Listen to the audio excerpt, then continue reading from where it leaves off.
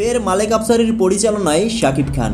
5 বছর পর মালেক আফসারীর পরিচালনায় আবারও পর্দায় আসতে চলছেন ঢালিউডের শীর্ষ নায়ক শাকিব খান। বর্তমানে দেশের সিনেমা হলে চলছে শাকিব খানের রাজকুমার সিনেমা, আর নায়ক ব্যস্ত কলকাতায় তুফান সিনেমার শুটে। এরই মধ্যে জানা গেল শাকিব খানের পরবর্তী সিনেমার খবর। তার নতুন সিনেমার নাম জেমস। এটি নির্মাণ করতে যাচ্ছেন মালেক আফসারী। পরিচালক ও নায়ক জুটি হিসাবে আফসারী ও শাকিব খান অতীতে বেশ কিছু হিট সিনেমা উপহার দিয়েছে দর্শকদের। এমনকি প্রিয়তমা পূর্ববর্তী সর্বশেষ ব্যবসা সফল সিনেমা নির্মাণ করছিলেন মালেক আফসারী, যে সিনেমাটির নাম ছিল পাসওয়ার্ড।